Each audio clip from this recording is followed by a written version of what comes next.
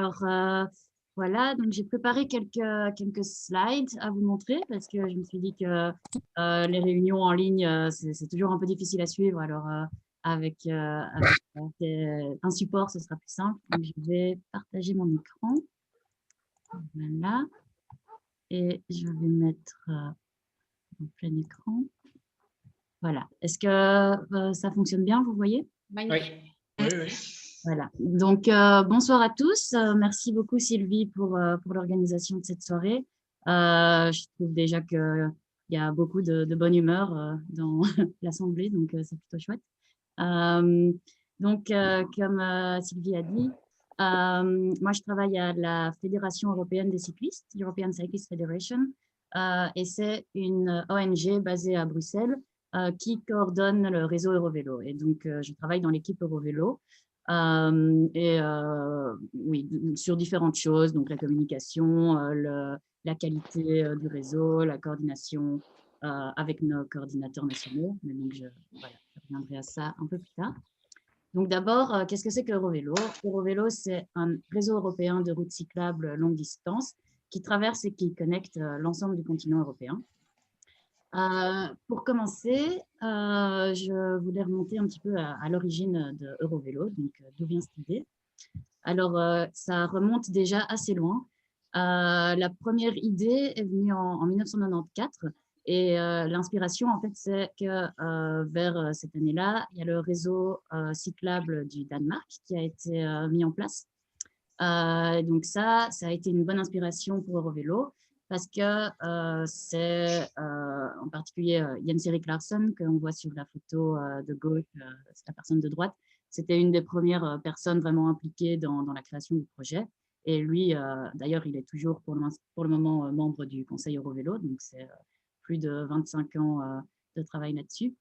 Et donc lui, ainsi que d'autres personnes, ont été à l'origine de ce projet.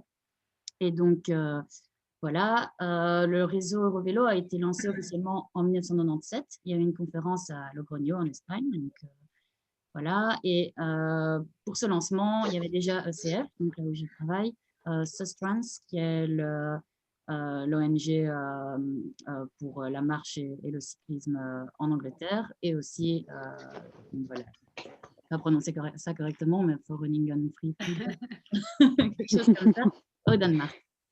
Et donc, à l'origine, ça c'est une très vieille carte, la plus vieille carte qu'on a du réseau Eurovélo. Il y avait 12 itinéraires, qui sont toujours les routes 1 à 12 qu'on connaît à présent. Et bon, je ne vais pas vous refaire toute l'histoire, c'est disponible sur notre site web si vous voulez en savoir plus. Mais donc, quelques points forts de cet historique, c'est qu'après le lancement de 1997, en 1999, il y a eu la première newsletter Eurovélo. Donc ça, on en fait toujours tous les mois. Hein. Je peux mettre l'adresse si vous voulez vous y abonner un peu plus tard. Et donc, en 2001, la première route plus ou moins réalisée, disons, qui était l'Eurovélo 12, la véloroute de la mer du Nord, a été lancée. Donc, c'est une route qui fait vraiment tout le tour de la mer du Nord. Ensuite, en 2007, ECF est devenu officiellement responsable d'Eurovélo. Donc, ce n'était plus les 3 associations qui géraient le réseau, c'est vraiment devenu voilà, un projet, enfin pas vraiment un projet, mais une initiative coordonnée par ECF. Et le site web qu'on a maintenant, évidemment, c'était une précédente version, mais ça a été lancé en 2012, donc ça fait déjà, il faudrait compter 10 ans l'année prochaine. C'est aussi l'année où on a eu la première conférence Eurovélo et Tourisme Vélo. C'est un événement qui continue à avoir lieu jusqu'à maintenant, normalement tous les 2 ans. Ça devait être l'année dernière, mais évidemment avec le Covid, ça n'a pas eu lieu. Mais donc cette année, on aura cette conférence à Barcelone en octobre. Et ensuite, de 2011 à 2020, il y a eu 5 nouvelles routes qui ont rejoint le réseau. Donc ça, je vous montrerai un petit peu plus tard la liste des routes. Mais donc, ce réseau de 12 routes s'est étendu. Et en fait, ce qui se passe, c'est que dans les 12 premières routes, de temps en temps, enfin, certaines d'entre elles sont un peu moins bien développées. Et la raison, c'est parce que c'était cette idée, cette vision que les fondateurs de Eurovélo avaient eue. Donc, ils ont dessiné le réseau sur base de tronçons qu'ils connaissaient déjà à travers l'Europe, mais qui n'étaient pas nécessairement très, très bien mis en place. Et ensuite, les routes qui ont été rajoutées par la suite sont des routes qui devaient avoir un certain niveau de qualité pour rejoindre le réseau existant. Donc, c'est aussi pour ça qu'il y a parfois des différences de qualité, disons, dans le réseau. Voilà, on arrive au réseau au jour d'aujourd'hui. Donc, vous pouvez voir la dernière version ici de ce qu'on appelle la carte schématique d'Eurovélo. Et donc, en 2021, on a 17 routes Eurovelo qui traversent 39 pays partout en Europe. Et dans l'ensemble, ça totalise plus de 90 000 km de routes cyclables. Donc, comme je disais, quand on montre cette carte, ça ne veut pas dire que tout est absolument parfait, prêt à rouler et balisé. Ça reste un travail voilà, il reste beaucoup de travail à faire. Et donc, on a vraiment une stratégie d'ici 2030 d'essayer d'améliorer la qualité, faire que les moyens soient à notre disposition. Mais voilà, au jour d'aujourd'hui, 60% du réseau environ est développé. Donc, quand on dit développé, ça veut dire que il existe des pistes, soit sur des routes cyclables, soit sur des pistes cyclables vraiment séparées, soit sur des routes où les voitures peuvent aussi aller, mais où il y aura un faible trafic ou pas trop une limitation de vitesse, etc. Et que ces routes soient au moins balisées au niveau national, donc avec voilà, des numéros nationaux que vous pouvez voir sur Internet quel numéro suivre. Et on a quand même 40% de ce réseau qui est balisé avec des panneaux Eurovélo. Donc, c'est déjà pas mal, on va dire. Sylvie disait que le voyage à vélo a beaucoup de succès pour le moment et on peut le voir, on le remarque vraiment sur notre site web parce que d'année en année, on a plus de visiteurs et surtout en 2020, il y a eu un énorme pic. Je pense que le cyclotourisme, c'est un domaine, un secteur dans lequel finalement la pandémie n'a pas eu que des effets négatifs parce que beaucoup de gens se sont tournés vers le vélo, beaucoup de gens ont découvert que c'était une manière de voyager chouette, moins stressante, etc. Et en plus, on peut le faire près de chez soi en découvrant des choses assez différentes. Donc voilà, 2 millions de sessions l'année dernière. Et ça, c'est un chiffre plus global, 60 millions de voyages à vélo effectués chaque année. Donc c'est vraiment... il y a beaucoup de gens qui aiment ça et on essaye d'en avoir encore plus. Alors ici, je ne vais pas rentrer dans les détails, mais juste pour que vous puissiez en savoir un peu plus. Donc ça, c'est toutes les routes Eurovélo. Et souvent, on nous demande pourquoi il n'y a pas de Eurovélo 16, pourquoi il n'y a pas de Eurovélo 18. En fait, c'est parce que les routes sont classées de cette manière-là. On a des routes qui vont d'ouest en est ou alors qui sont circulaires, comme l'Eurovélo 10 et l'Eurovélo 12 qui font le tour des mers. Et on a des routes qui sont du nord au sud. Bon, j'ai mis du nord au sud, mais par exemple, l'Eurovélo 19 suit la Meuse de sa source jusqu'à l'embouchure. Pareil pour l'Eurovélo 15, donc là, c'est du sud au nord. Mais en tout cas, voilà, vous comprenez le principe.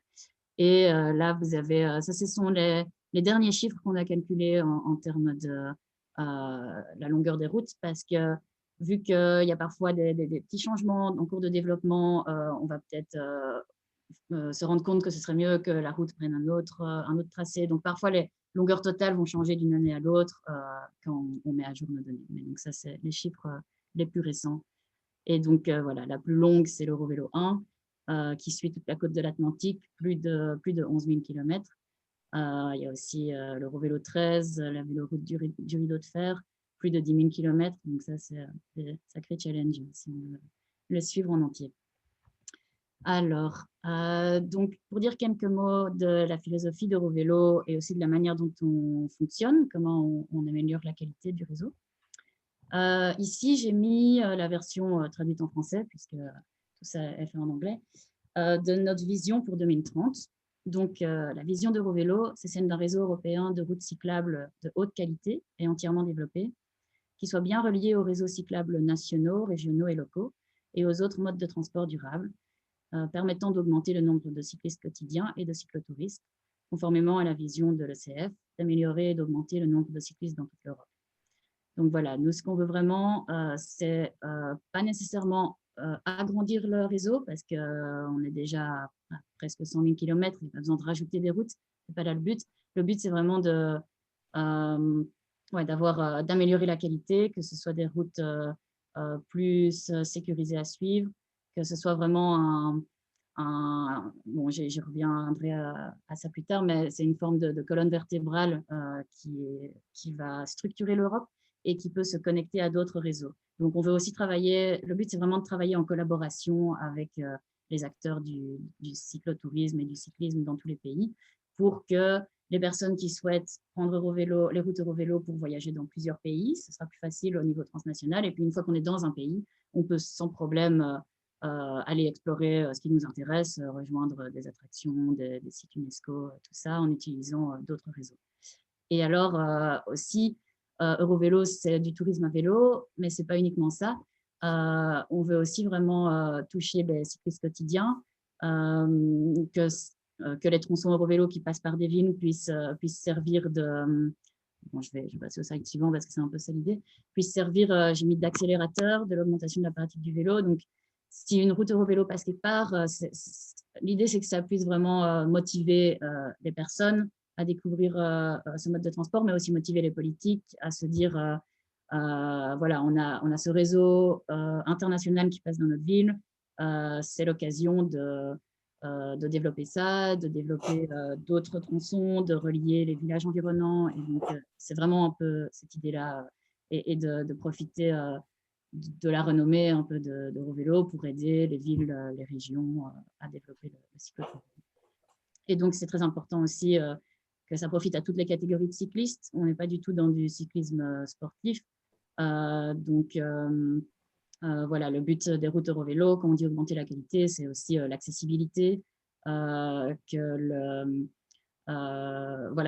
les routes Eurovelo, on évite qu'elles passent par des endroits avec des dénivelés trop importants. Dans ce cas-là, on essaye de trouver des autres alternatives et qu'il y ait une bonne de bonnes infrastructures en termes de surface, que ça puisse aussi convenir aux personnes qui utilisent des vélos à main ou qui voyagent avec des enfants. Donc, tout ça, c'est des choses qu'on regarde. Et évidemment, le tourisme durable. Donc, on est aussi en train de travailler à notre site web pour mettre plus en avant l'importance de voyager vers les routes en train ou éventuellement en car et d'éviter de prendre l'avion. Et donc, on aimerait bien donner des informations enfin, de bonnes informations parce que c'est toujours un peu compliqué de savoir comment prendre son vélo dans le train, etc. Mais donc, tout ça, c'est en lien avec le travail qu'on fait. Donc voilà, je disais Eurovelo, une colonne vertébrale des réseaux nationaux, régionaux et locaux. Donc ici, c'est la petite pyramide qu'on a créée pour montrer que le réseau Eurovelo, il arrive un peu au-dessus. Ça va être une partie du réseau national, une partie du réseau régional et une partie du réseau local. Donc cette idée que tout s'imbrique dans des réseaux de plus en plus précis et denses. La manière dont on fonctionne. Donc, en fait, au niveau de l'ECF à Bruxelles, on coordonne un réseau de 22 centres de coordination et coordinateurs Eurovelo. Donc là, sur la petite carte, vous pouvez voir en jaune nos centres de coordination et coordinateurs. Centre de coordination, ça veut dire que c'est vraiment des pays où il y a une structure pour coordonner Eurovelo. Donc, ça va être plusieurs organismes qui se mettent ensemble, une ONG vélo, des politiques, parfois aussi des centres de tourisme, etc., qui vont travailler ensemble au développement d'Eurovélo. Et donc, ce sont eux qui mettent en œuvre le réseau dans leur pays, qui développent les routes, qui installent le balisage, l'infrastructure, qui soulèvent les fonds nécessaires. Et qui contrôlent aussi la qualité du réseau. Et ce sont eux qui nous fournissent les données précises chaque année pour qu'on puisse mettre à jour nos chiffres sur le réseau, qui nous fournissent les tracés, etc. Donc, voilà. Ça, c'est vrai que c'est intéressant à savoir parce que nous, si des personnes nous écrivent avec des questions très précises sur un pays, en général, on ne va pas avoir toute l'information, mais on fonctionne vraiment avec ce qu'on appelle un principe de subsidiarité. Donc, notre rôle, c'est la coordination transnationale et tout ce qui concerne l'intérieur d'un pays, c'est géré par le coordinateur national. Et peut-être juste un petit point en termes de financement. Donc, le développement des routes est financé par pas mal de choses différentes. Il y a souvent des projets européens, projets Interreg, projets COSME. Par exemple, Eurovélo 3, la véloroute des pèlerins, a été a fait partie d'un projet COSME il y a quelques années. Il y a d'autres financements européens qui nous permettent de travailler, donc des financements généraux que l'Europe donne à des ONG qui travaillent dans des domaines écologiques. On a ce qu'on appelle des accords de gestion à long terme pour certaines routes qui sont déjà bien développées ou alors suite à des projets. Donc là, c'est un groupe de partenaires qui s'engage à avoir une participation financière et à travailler ensemble pour améliorer la route. Et puis évidemment, il y a tous les financements à l'intérieur des pays, nationaux, régionaux, locaux et parfois les secteurs privés. Donc, il y a aussi des industries vélo qui vont financer ECF, qui vont aider à ce niveau-là.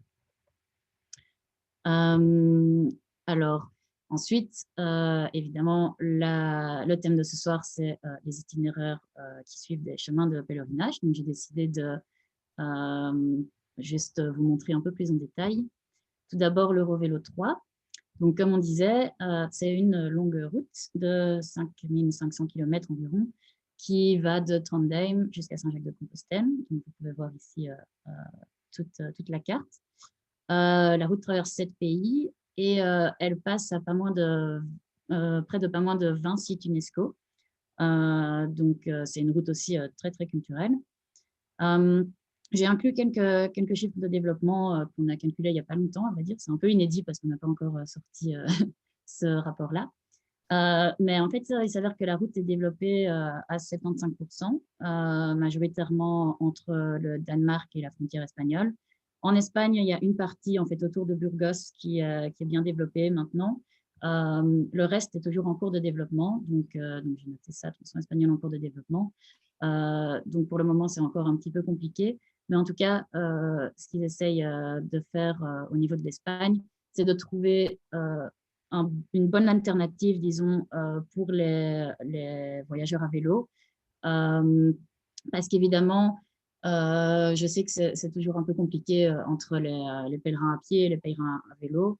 Que le but, voilà, c'est que chaque voyageur ait une infrastructure et un type de chemin qui convienne. Et le but n'est pas non plus du tout que les cyclistes soient dérangeants pour les marcheurs et ce genre de choses. Et donc ça, c'est vraiment quelque chose sur lequel le coordinateur espagnol, le centre de coordination espagnol est en train de travailler. Donc trouver une alternative pour le vélo qui soit le plus proche du chemin original, mais qui convienne à ce mode de déplacement. Et aussi, la route est balisée à 40%, donc majoritairement en Belgique et en France. Là, dans ces deux pays, elle est presque entièrement balisée. Donc, vous pouvez facilement aller la découvrir. Et donc ici, juste pour vous montrer que sur le site web eurovelo3.com, on a divisé la route en étapes thématiques. Et ces étapes veulent suivre un peu les différents chemins de pèlerinage historiques qui menaient à Saint-Jacques-de-Compostelle. Donc voilà, dans les pays scandinaves, les chemins de Saint-Olaf, à chaque fois, je ne connais pas trop le détail, mais je sais que tous ces chemins sont vraiment... je suis sûre que dans l'Assemblée, il y a des gens qui pourraient en parler beaucoup mieux que moi, mais donc voilà, il y a vraiment une forte dimension historique et culturelle à cette route. Et voilà, oui, quelque chose que j'avais oublié de dire. Il y a un projet en cours. Donc, on a eu des partenaires qui ont fait cette demande. C'est tout un processus pour, si on veut créer une nouvelle route ou étendre une route existante, il y a une procédure de plusieurs années. Et celle-ci est déjà bien en cours. Donc, une extension de l'Eurovélo 3 jusqu'à Finistère devrait être ouverte en 2022 pour aller jusqu'au bout du monde, comme il disait. Ensuite, l'Eurovélo 5, via Romea Francigena. Donc ça, c'est l'autre route qui suit des chemins de pèlerinage. Et dans la création de cette route, en fait, l'idée, ça a été de mettre ensemble des anciens chemins de pèlerinage vers Rome et Brindisi, parce que si je me souviens bien, c'est par là que les pèlerins allaient pour ensuite rejoindre Jérusalem. Et de mettre ça en commun avec quelque chose de plus moderne, qui est aussi les institutions européennes et un peu voilà, ce qui montre ce qui est au cœur de l'Europe et du projet européen. Donc, c'est pour ça que le Francigena est entre parenthèses, en fait, dans le nom de la route. C'est parce que c'est ce côté de ancien moderne, de grands projets européens qui se basent sur le rayonnement de Rome aussi dans le passé. Et donc, cette route va de Canterbury à Brindisi, en passant par Rome. Elle nous fait 3200 km, elle nous fait 6 pays. Et alors, voilà, c'est un peu similaire au vélo 3, aussi 21 sites UNESCO sur le chemin. Cette route est un petit peu moins bien développée parce que le développement n'est pas encore très, très avancé en Italie. Mais de l'Angleterre à la Suisse, elle est assez bien développée et balisée à 30% environ, donc majoritairement en Angleterre, en Belgique et en France. Et donc ici aussi, on a une division de la route en beaucoup d'étapes différentes qui vous permettent de découvrir toutes les parties. Voilà, c'est tout pour moi. J'espère que je n'ai pas trop dépassé le temps et je peux évidemment répondre à des questions par la suite.